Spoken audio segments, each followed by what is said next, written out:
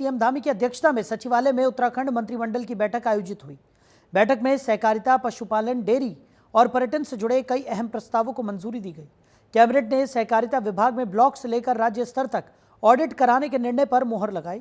इस कार्य के लिए उप निबंधक लेवल 11 का पद सृजित किया गया है, जो 5 वर्ष की अवधि के लिए प्रति नियुक्ति से भरा जाएगा। बद्रीनाथ धाम मास्टर प्लान के तहत सौंदर्यीकरण कार्यों को भी हरी झंडी दी गई। इसके अंतर्गत दीवारों पर आर्ट वर्क किया जाएगा, जिसमें ISBT की दीवारें भी शामिल होंगी। पशुपालन विभाग से जुड़े महत्वपूर्ण निर्णयों में अनुसूचित जाति के लाभार्थियों को मिलने वाली 90% सब्सिडी वाली गाय योजना को डेयरी विभाग की गंगा गाय योजना के साथ मर्ज करने की मंजूरी मिल गई है। अब इस योजना का लाभ सामान्य वर्ग के लोग भी ले सकेंगे। हालांकि सामान्य वर्ग को कितनी सब्सिडी मिलेगी, इस पर निर्णय अगली कैबिनेट बैठक में होगा। इससे अतिरिक्त पशुधन प्रसार अधिकारियों के 429 रिक्त पदों को भरने की दिशा में भी कदम बढ़ाया गया है। इसके लिए पूर्व में निर्धारित 2 साल की प्रशिक्षण अवधि को घटाकर 1 साल करने का निर्णय लिया गया है। इसमें उप निबंधक ऑडिट लेवल 11 का एक पद सृजित हुआ है, जो निसंवर्गीय पद है और 5 वर्ष के लिए इसका सृजन किया गया है।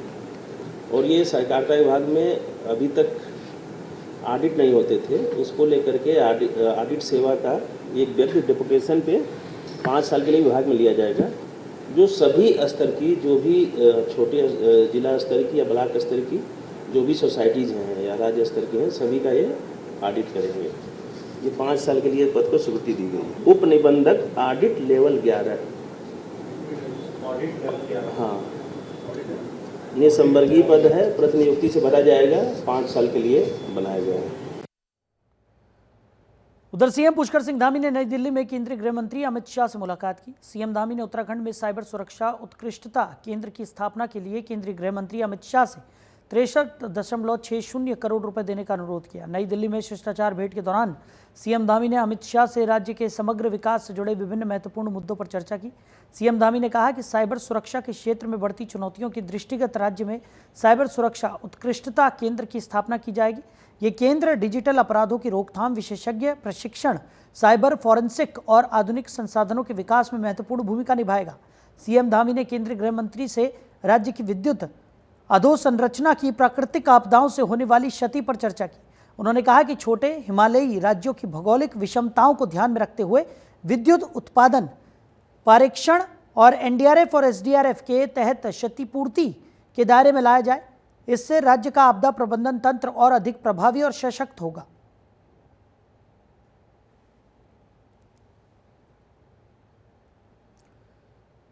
उधर महिला सशक्तिकरण और बाल विकास मंत्री रेखा आर्य ने हेमवंती नंदन बहुगुणा स्टेडियम में आयोजित कार्यक्रम में आंगनबाड़ी कार्यकर्ताओं और सहायिकाओं को नियुक्ति पत्र वितरित किए। अल्मोड़ा जिले में 825 के सापेक्ष कुल 562 नियुक्तियां की गई, जिनमें 50 आंगनबाड़ी कार्यकर्ता और 512 सहायिकाएं शामिल हैं। तो मंत्री रेखा आर्य ने कहा कि सरकार महिलाओं को आत्मनिर्भर बनाने के लिए लगातार प्रयासरत है। आंगनबाड़ी के माध्यम से बच्चों और महिलाओं तक सरकारी योजनाओं को जमीनी स्तर तक पहुंचाया जाएगा।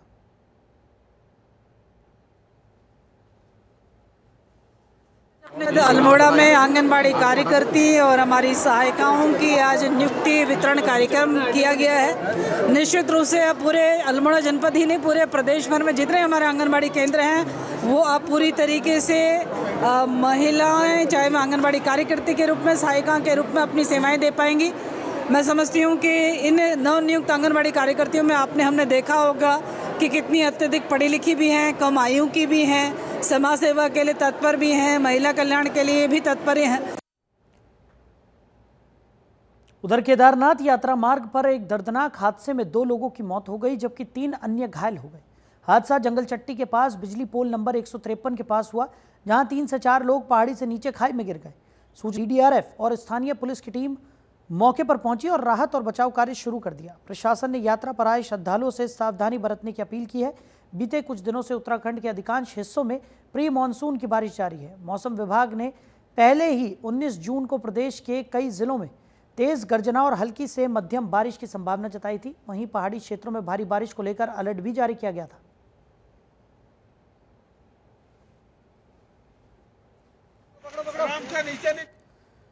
उधर यमुनोत्री धाम के पैदल मार्ग के इतने बुरे हाल हैं कि घोड़े खच्चरों का चलना मुश्किल हो गया है। जानकी चट्टी से यमुनोत्री धाम तक जगह जगह कीचड़ होने से तीर्थ यात्रियों को न सिर्फ असुविधाओं का सामना करना पड़ रहा है बल्कि रास्ते में जोखिम भी बना हुआ है। ऊपर पहाड़ियों से पत्थर गिरने का भय भी बना हुआ है। फिसलन भरे रास्ते में घोड़े खच्चर भी चोटिल हो रहे हैं। 6 किलोमीटर पैदल चढ़ाई जितनी कठिन है उतना ही जोखिम भरी भी है। तो भंडेली गाड़ से जाने वाले वैकल्पिक मार्ग पर लीद और मिट्टी के साथ लगातार बारिश के कारण कीचड़ बना हुआ है। घोड़े खच्चर आधा फीट कीचड़ में चलने को मजबूर हैं। साथ ही पैदल मार्ग पर सफाई व्यवस्था की भी सख्त जरूरत है। लोगों ने स्थानीय प्रशासन से मांग की है कि मार्ग में नियमित सफाई कराई जाए ताकि श्रद्धालुओं की यात्रा सुगम और सुरक्षित बन सके।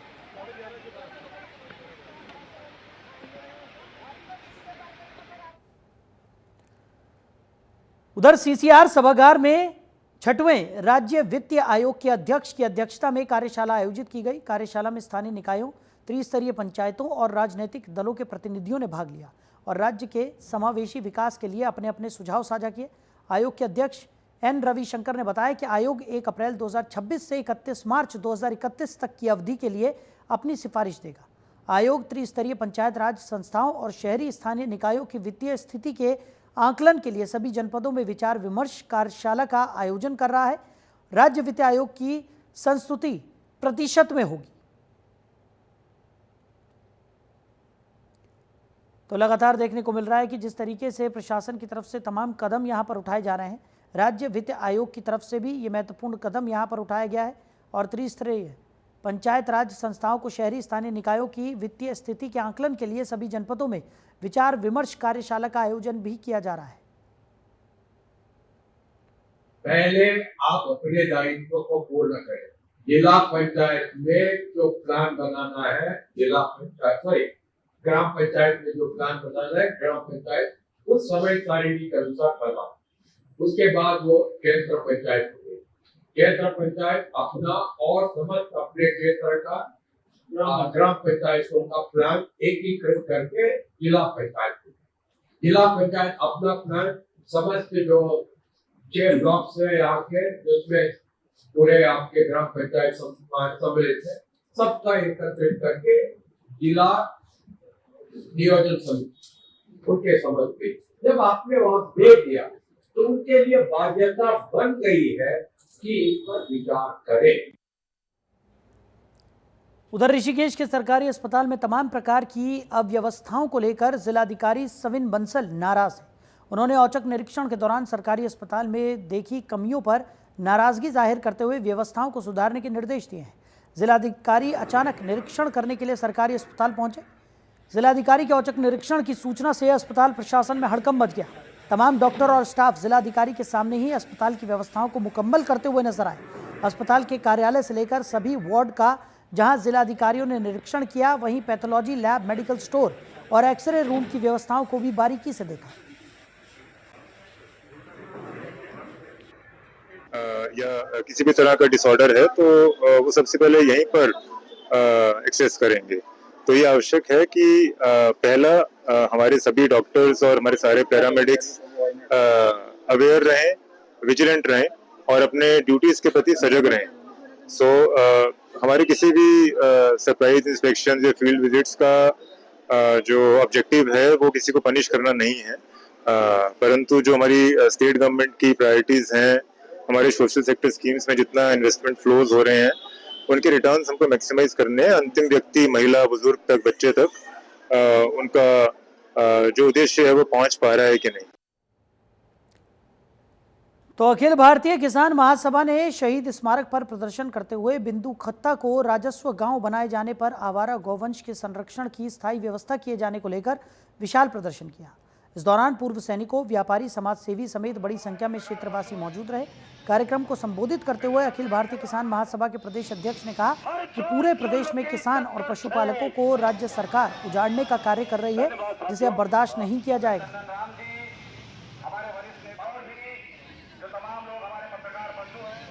यहाँ पर दरअसल जो हमारी भाजपा की जो सरकार है, इसको हमारा ये कहना है कि ये कॉर्पोरेट ट्रस्ट है। ये हमारे को, किसानों को उनकी जमीनों से बेदखल करके और उनके पशुपालन से बेदखल करके वो सारी हमारी खेती, किसानी और हमारी फसलें और सारा जो पशुधन क्यों? क्योंकि दुग्ध जो उद्योग है देखिए, बिंदु कट्टा को राजस्व गांव का दर्जा मिले, इस बात को लेकर के पिछले 4-5 दशक से यहाँ की जनता लगातार संघर्ष कर रही है और प्रदेश की सरकार 2 मुख्यमंत्रियों ने घोषणा कर दी। और ये कमाल की बात है कि 2 मुख्यमंत्रियों की घोषणा के बावजूद राजस्व गांव का दर्जा बिंदु कट्टा को नहीं मिल रहा है, जमीन का मालिकाना अधिकार लोगों को नहीं मिल रहा है। बल्कि ये कहा गया लोगों से कि भाई डबल इंजन की सरकार होगी तो सब सवाल का जवाब होगा। यहाँ तो लाल कुआं से लेकर के दिल्ली तक सारे इंजन भाजपा के हैं। तो ब्रेक के बाद एक बार फिर से आप सभी का स्वागत है। आगे बढ़ते हैं। क्वारब क्षेत्र में वैकल्पिक सड़क निर्माण को लेकर सरकार की कार्यप्रणाली पर सवाल उठाते हुए अल्मोड़ा विधायक आंदोलन पर उतर आए। उन्होंने लाखों की लागत वाली 1.7 किलोमीटर लंबी सड़क का ठेका बिना टेंडर दिए सीधे ठेकेदार को सौंपने की बात कही। कांग्रेस कार्यकर्ताओं के साथ अधीक्षीय अभियंता कार्यालय का घेराव करते हुए विधायक वहीं धरने पर बैठ गए। उन्होंने कहा कि ये सीधा भ्रष्टाचार है। अगर निर्णय वापस नहीं लिया गया तो जन आंदोलन किया जाएगा और मामला विधानसभा में उठाया जाएगा। अधिशासी अभियंता प्रांतिखंड द्वारा 10 करोड़ 30 लाख का जो काम स्वीकृत हुआ था और उस काम को किसी बाहर के ठेकेदार को बिना टेंडर के, जबकि कहीं पे भी ऐसा कोई प्रावधान नहीं है और उसमें अनिवार्यता है कि उसका टेंडर होना चाहिए, लेकिन इन्होंने उस काम को ठेकेदारों को बिना टेंडर के दे दिया गया है और इसमें कहीं ना कहीं भ्रष्टाचार की बुआ है। उधर हरिद्वार नगर निगम प्रशासन द्वारा भगत सिंह चौक से सेक्टर 2 बैरियर के तीसरे वेंडिंग जोन की स्थापना की कार्रवाई प्रशासन द्वारा शुरू कर दी गई है।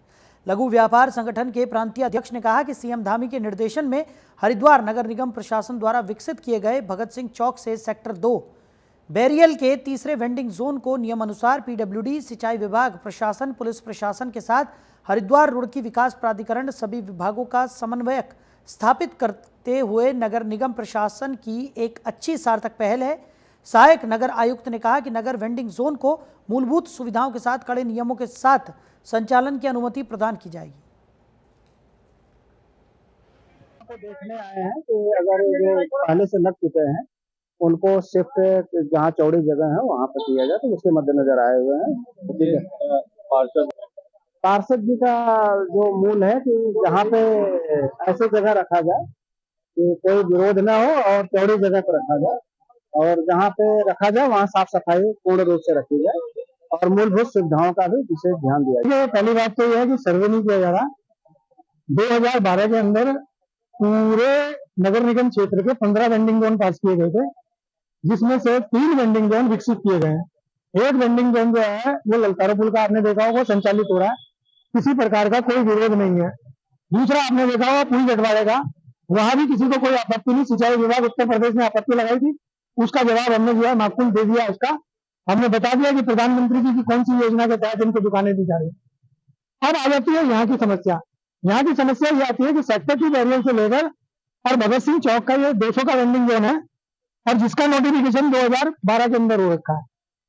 और इसमें जब नोटिफिकेशन किसी चीज का होता है, जब अधिसूचना जारी होती है तो नीचे से ऊपर तक फाइल चलती है।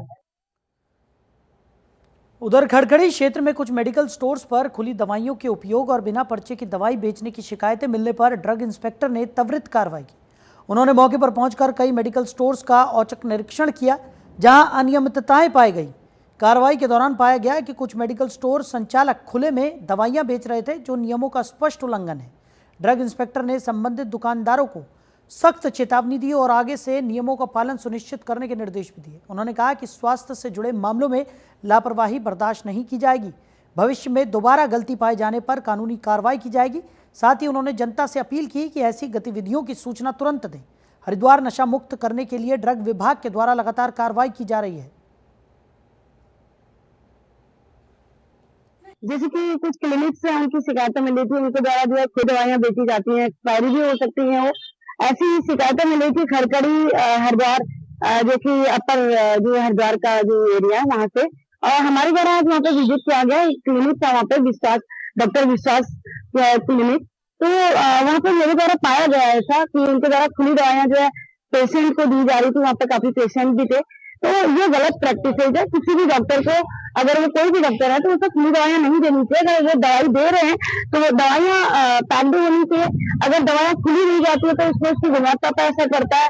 और जब भी किसी को कोई दवाई दी जाए तो वो काट करके, अगर उसकी पूरी नहीं देनी है तो काट के दी जा सकती है, बट ओपन करके उससे दवाई जो होती है वो कंटामिनेट हो जाती है। ऐसे में उन्हें सलाह दी गई कि आप जो है दवाइयां खुली ना दें और दवाइयों की गुणवत्ता बरकरार रखने के लिए उनकी सेफ्टी का ध्यान रखें। उधर हरिद्वार की नगर पालिका में जर्जर खंभे और झूलते तार लोगों के लिए गंभीर खतरा पैदा कर रहे हैं। बिना कवर के तार और गलते बिजली के खंभे हादसों को खुला न्योता दे रहे हैं। बिजली खंभों के पास रोजाना अस्पताल और जिम जाने वालों के वाहन खड़े होते हैं। बरसात के मौसम में करंट फैलने का खतरा भी बढ़ जाता है। बिजली विभाग लापरवाही बरत रहा है और लोगों के लिए समस्याएं खड़ी हो रही हैं।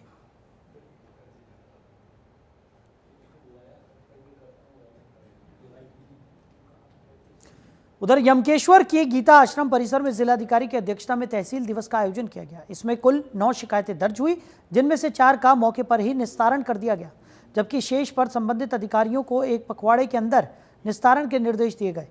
गैड़खाल के ग्रामीणों की पेयजल आपूर्ति संबंधी शिकायत पर जिलाधिकारी ने जल संस्थान के अधिकारियों को निर्देश दिए कि आवश्यक कार्रवाई करने के लिए वो ये सुनिश्चित करें। इसके अलावा अन्य शिकायतें राजस्व और नगर निकाय आदि से संबंधित थी।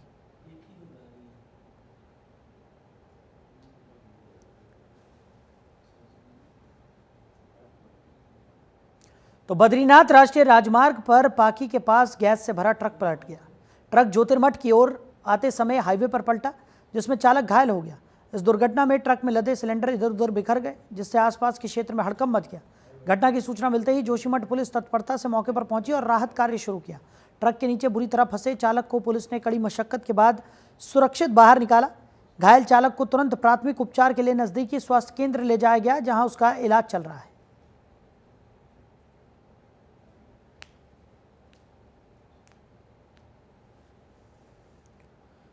उधर बहादुराबाद थाना क्षेत्र के मुलदासपुर उर्फ माजरा में पटाखा फैक्ट्री में जोरदार धमाका हो गया। धमाके के बाद फैक्ट्री परिसर में अफरा तफरी मच गई और 2 लोग गंभीर रूप से घायल भी हो गए। घायलों को गंभीर हालत में अस्पताल में भर्ती कराया गया। दमकल की कई गाड़ियां मौके पर पहुंची और आग पर काबू पाया। फैक्ट्री में आग से लाखों का सामान जलकर खाक हो गया। वहीं सीएफओ वंश बहादुर यादव ने कहा कि आग लगने के कारण शॉर्ट सर्किट को बताया जा रहा है। आग लगने की सूचना मिलते ही हमारी टीमें मौके पर पहुंची। यहाँ फुलझड़ियां मनाई जा रही थी। आग पर लगभग काबू पा लिया गया और आग पूरी तरह से बुझा दी गई। आग लगने का कारण सर्किट बताया जा रहा है। घटना की सूचना जैसे हम लोगों को मिली, हम लोगों ने 4 गाड़ियां जो भेजी, एक रुड़की से, एक फायर स्टेशन बहादुराबाद से, सिटकुल से और मायापुर से। और गाड़ियां पहुंची हमारी, एक रास्ते में फंस गई थी जो सबसे पहले आई, तो उसको निकलवा करके फिर हम लोग पहुंचे जो है और फायर फाइटिंग का काम प्रारंभ किया। और इसमें 5 गायें जो की डेथ हो चुकी है और एक आदमी को इंजर्ड बताया जा रहा है, जिसको हॉस्पिटल पहुंचाया जा चुका है।